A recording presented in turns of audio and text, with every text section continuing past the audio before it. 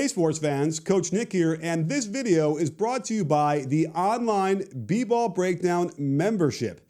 Click the first link in the description below to learn more and join. When the Bucks welcomed the Celtics in Game 1 of their Eastern Conference semifinal matchup, everyone was expecting great things from Giannis Antetokounmpo.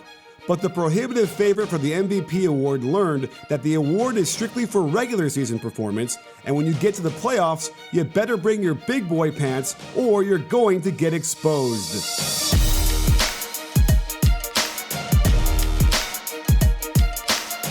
The Celtics held the Greek Freak to 33% shooting, and the Bucks scored their third lowest point total of the season.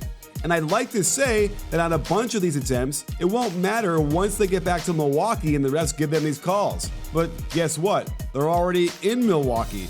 This is what the playoffs are about, and either Giannis had better lift some weights, bro, or figure out a different mode of attack against this tough defense. One thing you should notice is that Celtics coach Brad Stevens refused to guard him with anyone but a big man. Except for a few possessions, Giannis saw a steady stream of Horford, Baines, and even Tice on him.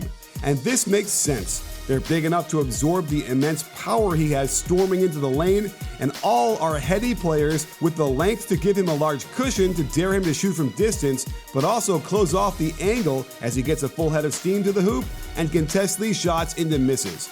In the slower pace of a half-court possession, Horford is mobile enough to keep Giannis in front, and you can see the help defense is willing to come over and help swipe at the ball any chance they get, even if it leaves them exposed to a possible open jump shot.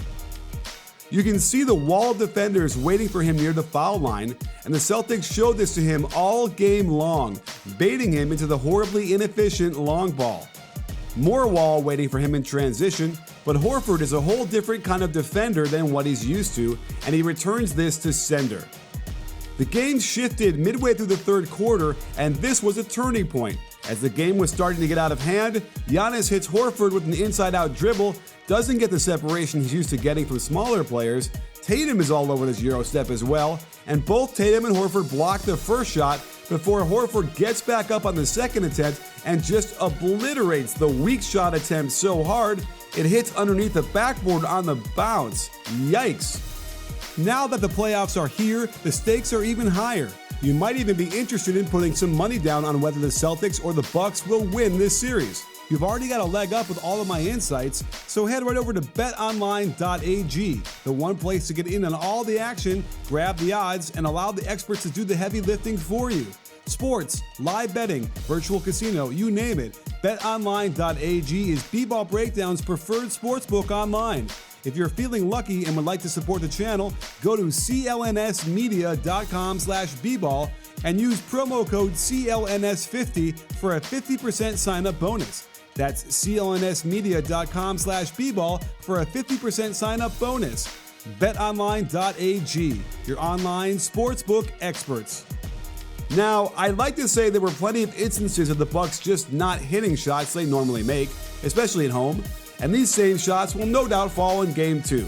So consider the following. Baines gives him enough space so the crossover doesn't get Giannis by him. Tatum is willing to face the ball in order to help, and it opens up the gap for a Sterling Brown drive who just blows the open runner. There was a notion that the Bucks tried to force the switch of a guard onto Giannis in the pick and roll, but Giannis rejects the screen, attacking Morris, who has come all the way over to have 2 feet in the paint despite his man being one pass away. However, Connaughton is too low, making it too easy for Jaylen Brown to rotate over and contest.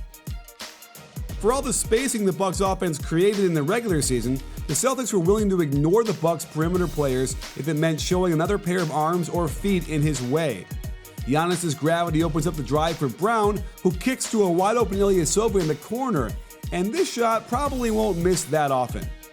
The Bucks will continue to ignore spot-up shooters if it means they can surround Giannis from his early attacks at the rim, and another wide-open corner three clanks. 3 players get in front of him as Giannis pushes it, and a simple handoff to an open Brook Lopez, another long ball that rims in and out. When they finally had a potential one-on-one battle for Giannis, Bledsoe is so slow to cut to the perimeter, his man gets to hang out and take away a lane.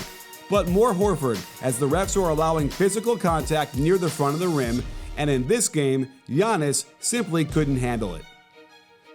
This will be a series of adjustments. I imagine Coach Budenholzer will feel that some of the shots they missed won't keep missing, and that's reasonable. And if the other Bucks start hitting more outside shots, I wonder how long Brad Stevens will go before he tells his troops to get off of Giannis a few steps more. The Bucks defense was fine in this game, and their offense hadn't been an issue all season long, but the Celtics are a very good defensive team themselves. They're well prepared, and they only need to turn the Greek Freak into the Greek Sleep 3 more times to take this series. And now, they've got home court advantage. Sports fans, Coach Nick again, and thanks for watching.